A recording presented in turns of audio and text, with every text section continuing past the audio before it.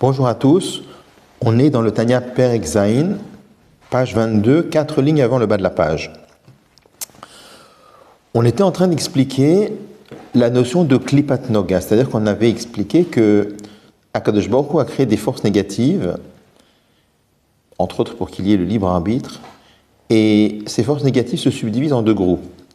Il y a trois niveaux qu'on appelle les Klipot Atmeot les Gamré, les forces négatives qui sont impures, complètement impures. Et il y a la notion de Klipat Noga. Klipat Noga veut dire Klipa éclairante. Il y a un petit peu de Tov, il y a un petit peu de bien dans Klipat Noga. C'est un mélange de bien et de mal. Il s'agit essentiellement de mal, mais il y a aussi un petit peu de Tov. On a expliqué que ce niveau de Klipat Noga sert d'intermédiaire entre les Klipot qui sont complètement impurs et la Kedusha. C'est-à-dire qu'on avait vu que toutes les créatures qui ne sont pas liées à des interdictions de la Torah, par exemple tous les aliments cachers, toutes les choses qu'on peut utiliser par la Torah, c'est pas de la Kedusha, mais comme ça n'est pas interdit, ça ne tire, toutes ces créatures-là ne tirent pas leur vitalité des klipot atmeot, des klipot complètement impurs, mais tirent leur vitalité de klipat noga. Leur devenir va dépendre de ce que Am Israël va en faire. C'est-à-dire que si le juif utilise l'objet, le Shem Shamaim, pour le service d'Akadosh Baruch Hu, pour préparer une mitzvah, pour accomplir une mitzvah, à ce moment-là, la vitalité de l'objet bascule du côté de la Kedusha. Si par contre, on utilise l'objet, l'aliment, pour son plaisir, c'est-à-dire pas les Shem Shamaim, pas pour servir Akadosh Baruch Hu, la vitalité de l'objet bascule dans les klipotes complètement impurs. On avait dit ainsi que si quelqu'un consomme un aliment qui est complètement cachère, mais il ne le mange pas les Shem Shamaim dans le but de servir à Kadosh Baruch Hu, mais il y mange uniquement pour son plaisir, et bien à ce moment-là, l'objet bascule, c'est-à-dire la vitalité de l'objet bascule dans les klipotes atmeot. L'objet tire sa vitalité des klipotes qui sont complètement impurs. Alors, je reprends la phrase. Iné aliédésé, donc c'est 4 lignes avant le bas de la page. Iné aliédésé, et par cela, c'est-à-dire par le fait qu'on utilise l'objet matériel, la nourriture uniquement pour son plaisir, yored chayutabasa vahayahin, la vitalité de la viande ou la vitalité du vin qu'il a consommé, chez Bekirbo qui sont en lui parce qu'il les a consommés, Nirlal le ficha est englobé provisoirement Beragamor shebeshalosh livotat meot dans le mal complet qui est lié aux 3 klipotes complètement impurs. Vegufo naselahem le vush ou merkava, et le corps de cette personne devient un vêtement pour les klipotes atmeot, pour les klipotes impurs, et devient motamo merkava, c'est-à-dire un char. Quelle est l'idée de char? L'idée de Merkava dans la Chassidut représente l'idée de bitul, l'idée de l'annulation. Pourquoi? Lorsque un cocher conduit un char ou un carrosse, on ne peut pas dire que le carrosse voulait aller à droite et le cocher voulait aller à gauche et finalement le carrosse a obéi. Mais en vérité, comment ça fonctionne? C'est que milechatrila, c'est-à-dire dès le départ, le carrosse n'a aucune volonté propre. Tout le but du carrosse, c'est quoi? C'est uniquement d'écouter, d'aller là où le cocher l'emmène. Et bien là aussi, lorsque quelqu'un utilise des aliments pour son plaisir, la vitalité de l'objet, la vitalité de l'aliment bascule du côté des klipotes atmeot, des klipotes complètement impurs, et le corps de la personne qui les a consommés devient un vêtement pour les klipotes atmeot, et pas simplement un vêtement, mais il s'annule encore plus devant les klipotes, il devient merkava, il devient un char, c'est-à-dire il s'annule complètement devant les klipotes atmeot. Mais il précise, il dit le ficha provisoirement. Pourquoi est-ce que c'est provisoire? Ad asher yashuva adam, jusqu'à ce que l'homme revienne, veyarzor lavodat Hashem, et qu'il revienne vers le service de Dieu. Le Rabbi Rachab, dans un mamar, explique que asher yashuva adam, il faut le traduire dans le sens de teshuva, jusqu'à ce que le juif fasse teshuva, veyarzor lavodat Hashem, et qu'il revienne vers le service de Dieu, ou le Torato, et vers la Torah de Dieu. Le service de Dieu, c'est quoi? Le service de Dieu, c'est décider que toute ma vie, c'est le service d'Akadosh Baruch Hu. Donc le fait de manger, c'est aussi un service d'Akadosh Baruch Hu. Alors il explique pourquoi est-ce que c'est provisoire. C'est provisoire, donc jusqu'à quand? Jusqu'à ce que la personne revienne. Mais comment? C'est-à-dire que c'est réversible si c'est provisoire. Il dit que le fish aya basar heter, parce qu'étant donné que c'était de la viande permise, veyayin kasher et du vin kasher, l'écart, c'est la raison pour laquelle yicholim lachzor velalot imo, ils peuvent revenir et monter avec lui, c'est-à-dire la vitalité du vin, la vitalité de la viande peut revenir avec ce juif. Quand lui fait teshuva, quand lui revient vers Dieu, eh bien, la vitalité de ces aliments peut aussi revenir. Beshuvo la'avodat Hashem, lorsqu'il revient vers le service de Dieu. Chez Zeu, lachon heter ou mutar. Et c'est ça la traduction du mot heter, autorisé, ou mutar, permission, mutar, permis. C'est-à-dire que le mot mutar, quelque chose qui est permis dans la Torah, ça veut dire permis. Mais le mot l'atir en hébreu, ça veut dire aussi détaché. Quelle est l'idée? L'idée, c'est que quelque chose le mot assour, le mot assour veut dire interdit, mais veut dire aussi attaché.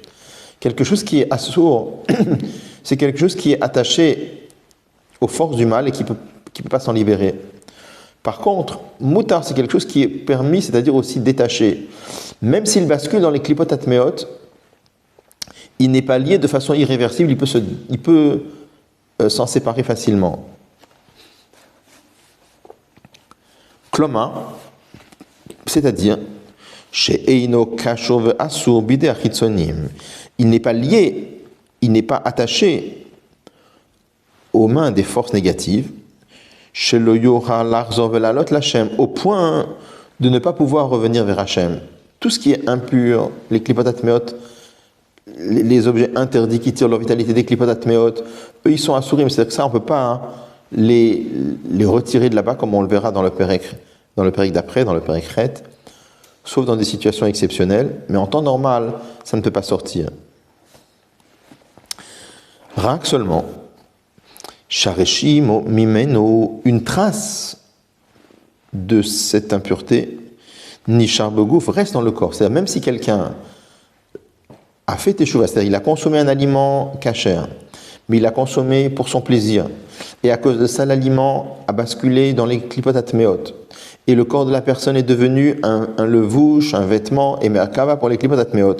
Ensuite, lorsque la personne fait teshuva, la vitalité de l'aliment bascule aussi dans la kedusha, mais ça laisse une trace dans le corps.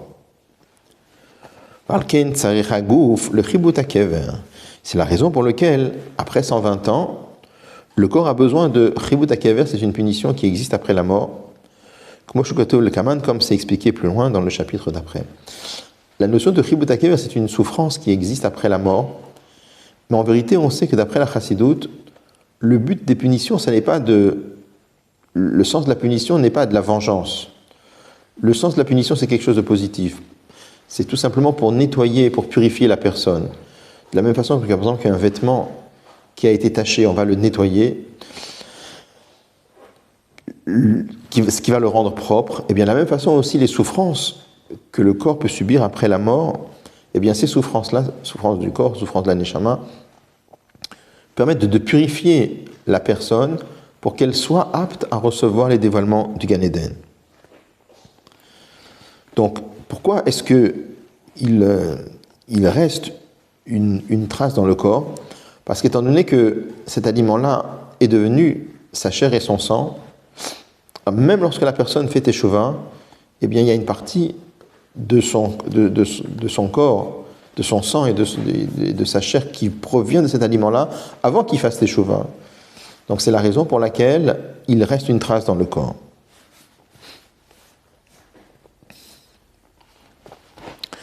Jusqu'à présent, donc, on parlait de la consommation d'aliments qui étaient cachers. On va voir que lorsque quelqu'un consomme des aliments qui ne sont pas cachers, les choses sont totalement différentes. Je voulais préciser encore aussi autre chose. On a vu ici ce qui se passe lorsque quelqu'un mange un aliment cacher, les Shem Shamaim, ça bascule dans la Kedusha.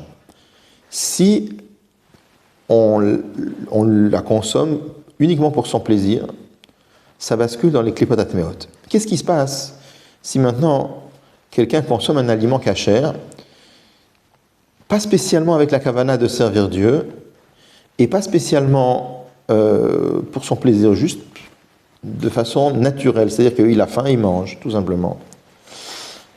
Alors de cela, on comprend des mamarim de Chassidut et de Tanya plus long, dans les autres parties de Tanya, dans les Geret HaKodesh, on comprend que tout cela dépend, que l'objet reste au niveau de Klipat Noga, et simplement, ça va dépendre de ce qu'on fait après avec cet aliment-là. Si, grâce à cet aliment-là, ensuite, on va étudier, on va prier, on va faire des mitzvot, alors effectivement, l'objet va s'élever à ce moment-là. La vitalité de l'objet va s'élever à ce moment-là. Alors, donc, ce qui n'est pas le cas pour les aliments interdits, donc les aliments qui ne sont pas cachers, ou biot asurot, ou alors les relations qui sont interdites.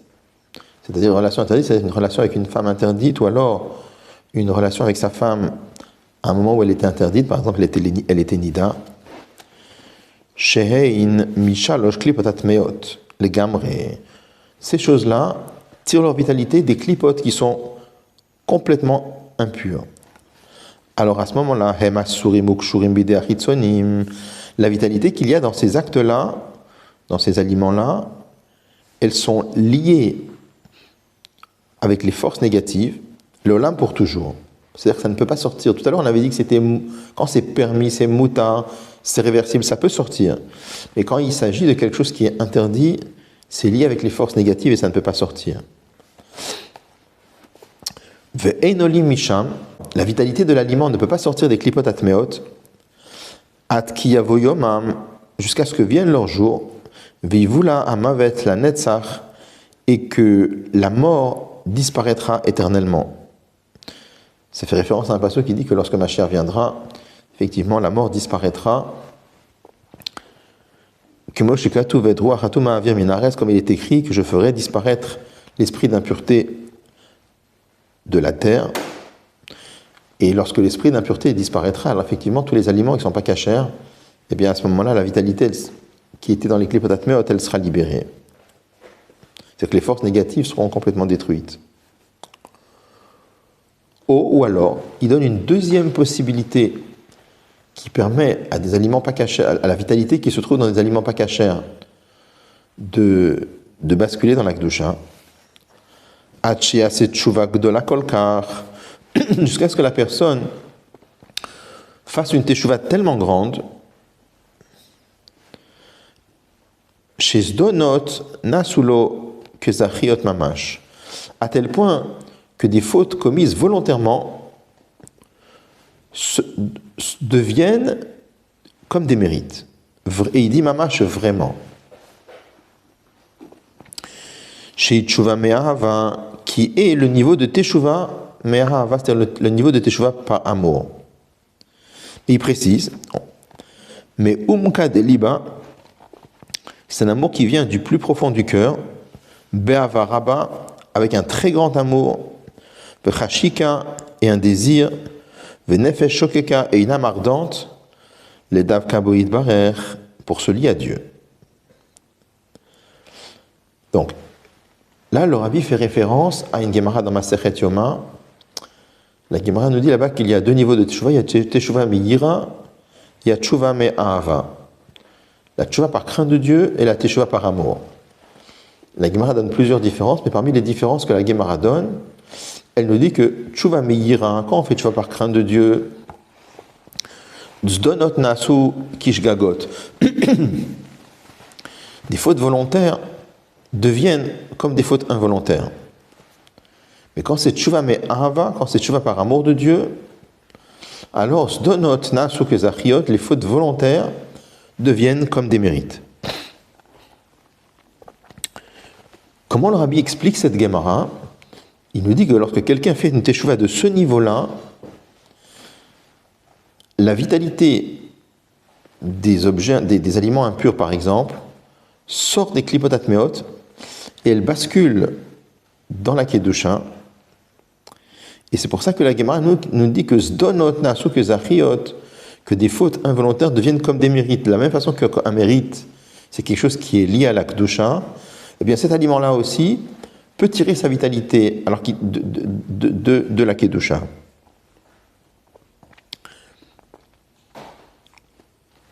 Alors c'est quelque chose qui est, on va voir comment le Rabbi explique ici, mais a priori c'est difficile à comprendre. Le Maharsha sur place dans la Gemara explique la Gemara différemment du Admor Hazaken. Le Maharsha sur place explique qu'est-ce que ça veut dire que quand on fait une faute volontaire par Teshuvah Me'ahava, quand on fait Teshuvah avec amour de Dieu, ça se transforme en mérite. Il dit que si quelqu'un fait Teshuvah avec amour, il va essayer de faire beaucoup de mitzvot pour contrebalancer la avéra qu'il a commise. Donc finalement, grâce, entre guillemets, à cause de l'avéra qu'il a commis, il va faire beaucoup de mitzvot. Donc on comprend que le Maharsha traduit la Gemara, explique la Gemara de la façon suivante. Zdonot na'asu kezachiot, les fautes volontaires deviennent comme des mérites, c'est-à-dire les fautes volontaires amènent à avoir beaucoup de mérites. En vérité, si on regarde bien dans le Lachon de la Gemara, l'explication du Maharsha n'entre pas parfaitement. Parce que la Gemara nous dit que les zdonot, que les fautes volontaires sont transformées en mérites. D'après le Maharsha, c'est pas qu'elles sont transformées en mérites, c'est qu'elles amènent à des mérites supplémentaires. Par contre, l'Admor Hazaken explique que la vitalité de l'aliment qui tirait sa vie des klipot atmeot va sortir des klipot atmeot et va basculer dans la kedusha. C'est-à-dire que vraiment, les zdonot, la faute volontaire, elle devient aussi mérite. Mais la question, c'est de comprendre comment c'est possible une chose pareille. Alors, pour ça, l'Admor Hazaken explique qu'il s'agit d'un niveau d'amour de Dieu assez spécifique. On va lire la suite. Donc on dit qu'il fait un amour il a un amour de Dieu, pas justement un simple amour de Dieu, mais il a une soif énorme, une soif d'Akadosh Baruch Hu énorme. Les Davka Boïd Barer pour se lier avec Akadosh Baruch Hu, lui béni soit-il. Vetzamanaf Shol Hashem, et son âme a soif d'Akadosh Baruch Hu, Keretz Ayef Avetsia, comme quand on se trouve dans une terre aride et sèche.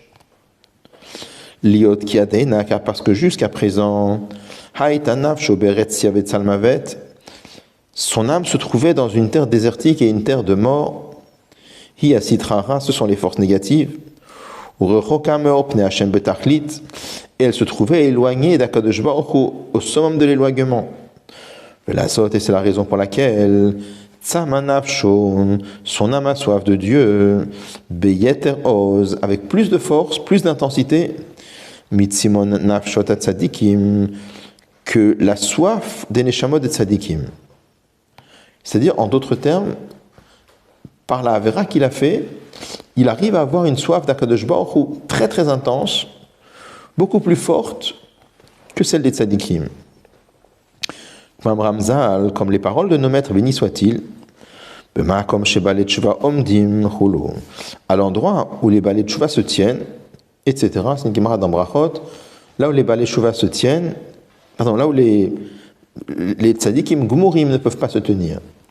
C'est-à-dire que les balais de Tshuva, ceux qui ont une supériorité par rapport aux tzadikim. L'Admor Hazaken traduit la Gemara qu'on ne parle pas de n'importe quel balai de Tshuva.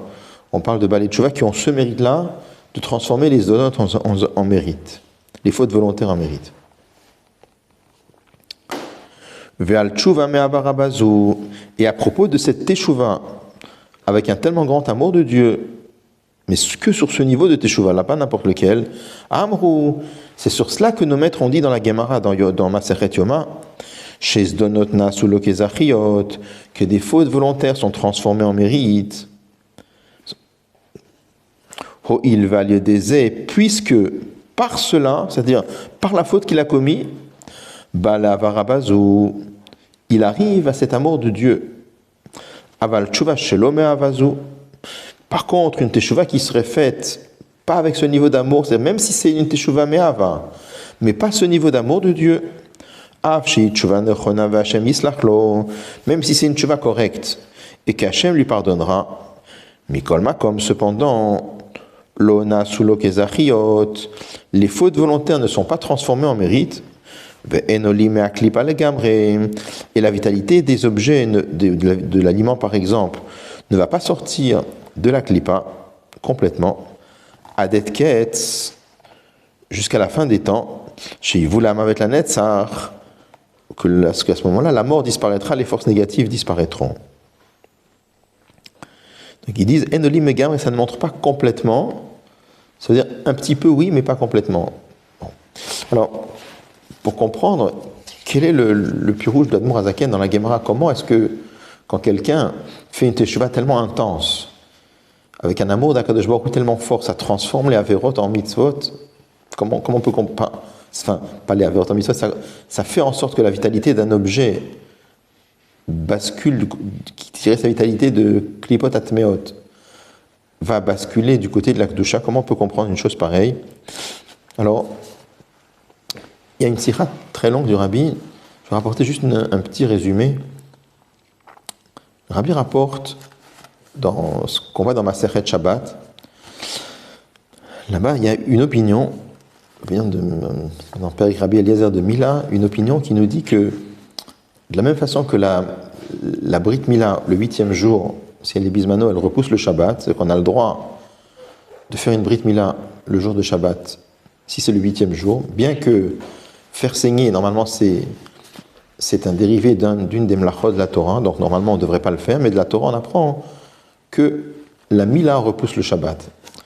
Donc il y a une opinion dans la Mishnah qui nous dit qu'on pourrait même, si on n'a pas de couteau pour faire la Mila, on pourrait couper un arbre le Shabbat pour faire du charbon de bois, pour faire fondre du métal, pour fabriquer un couteau, pour faire la Mila. La halakha n'est pas comme ça, mais cette opinion pense que marchir mitzvah que mitzvah, que les préparatifs d'une mitzvah sont comme la mitzvah elle-même. On trouve dans beaucoup de domaines que les préparatifs d'une mitzvah, même si ce n'est pas la mitzvah elle-même, mais ils ont une grande importance. Là, on nous parle d'un juif qui se retrouve dans une obscurité totale, et il est conscient de cette obscurité-là, et ça lui donne un amour d'Akadosh Baruch Hu très très fort, qu'il n'aurait pas pu avoir autrement. Et c'est pour ça que finalement la Avera participe à son amour de Dieu. Et c'est pour ça que la vitalité qu'il y avait dans l'aliment pas kasher peut basculer du côté de la Kedusha. Je rajoute encore un détail très important. Il dit que c'est dans une façon que le lien entre sa Avera et l'amour est plus fort que le cas de Marchir et Mitzvah. Pourquoi? Parce que le cas de Marchir et Mitzvah, c'était pas indispensable, c'est qu'on n'était pas obligé de passer par cette étape pour avoir un couteau. On aurait pu avoir un couteau dès le départ et c'est tout. Par contre, cette soif d'Akadosh Baruch Hu dont il est question ici, on ne peut pas l'avoir autrement que par une Avera. C'est-à-dire, quand on prend par exemple la soif d'Akadosh Baruch Hu des tzadikim, eux ils comprennent la grandeur de Dieu. Étant donné qu'ils comprennent la grandeur de Dieu, ils ont une soif très intense de vouloir se rapprocher d'Akadosh Baruch Hu. Chez quelqu'un qui a fait une Avera, la soif d'Akadosh Baruch Hu est mêlée aussi de cette volonté de sortir de la mort. C'est-à-dire, imaginons un peu quelqu'un qui était dans une prison où on voulait le tuer, et il se sauve, il arrive à courir. Et maintenant, imaginons quelqu'un qui court vers un très grand trésor. C'est pas la même façon de courir. C'est pas juste qu'il court plus vite ou pas moins vite, c'est pas ça. La question, c'est de quelle façon il court. Là, il court vers quelque chose d'énorme. Il y a un trésor à prendre, quelque chose de merveilleux. Alors il court de toutes ses forces. Mais quand il se sauve de la mort, là, il y a quelque chose de plus fort, quelque chose de beaucoup plus profond. Et ça, c'est quelque chose qu'on ne peut avoir que lorsqu'on se sauve de la mort. Quand quelqu'un se sauve de la mort d'un endroit où on voulait porter atteinte à sa vie, où il y avait un très grand danger, et il se sauve de la façon de courir. C'est pas juste qu'il court plus vite, c'est pas ça. C'est qu'il court avec toutes les forces du plus profond de sa neshama, parce que ça portait atteinte à sa vie. La même chose ici, lorsque quelqu'un se retrouvait plongé dans les clipotes et qui s'en rend compte et qui prend conscience à combien les clipotes c'est quelque chose de tellement négatif et il veut sortir de là-bas, il sort du plus profond de sa neshama, ce niveau de course vers Dieu, ce niveau d'élan vers Akadosh Baruch Hu, un tzaddigamon ne peut pas l'avoir. Et étant donné qu'on ne peut l'avoir que de cette façon-là, c'est pour ça que c'est indispensable, et c'est pour ça que à ce moment-là, la Avera, elle les transforme, la vitalité de l'aliment pas kasher bascule du côté de la Kedusha. Je voulais préciser que le Rabbi avait dit un jour, il y a un passage dans la Torah qui nous dit je vous donne aujourd'hui à choisir entre le bien et la vie d'un côté, le mal et la mort de l'autre côté, ou bacharta bachaim et tu choisiras la vie. Le Rabbi avait dit un jour, pourquoi est-ce que la Torah précise ou bacharta bachaim? Il dit qui est l'homme stupide qui ne choisirait pas la vie? Il dit parce que quelqu'un pourrait s'imaginer, en voyant cela, que peut-être que Dieu préserve, il va faire des avérotes. Et quand il va faire des avérotes, comme ça, il pourra avoir un niveau d'amour d'Akadosh Baruch Hu qui est extraordinaire, que personne parmi les tzadikim ne peut avoir. Et il va aussi élever des choses qui proviennent des klipot atmeot. Alors pour ça, la Torah nous dit, « Ubacharta bachaim » toi, tu dois choisir la vie. Si Bediavad, s'il est arrivé que quelqu'un a commis une avéra, alors il faut faire tchouva, bien sûr. Mais de se dire, Erta ve'ashuv, je vais commencer à faire des avérotes pour pouvoir atteindre ce niveau-là, la Torah nous dit, juste ne rentre pas dans des considérations pareilles. Donc finalement, qu'est-ce qu'on a appris ici?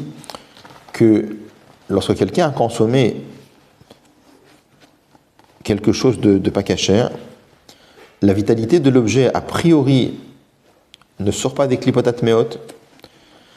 Seulement, lorsque Mashiach viendra, étant donné que la mort va disparaître, les forces négatives vont disparaître. Alors ça, c'est une possibilité. Et une deuxième possibilité, c'est lorsque quelqu'un fait tchouva me'ava rabba, avec ce niveau d'amour de Dieu, là, étant donné que les donotes, les fautes volontaires sont transformées en mérite, à ce moment-là, l'objet bascule du côté de la Kedusha.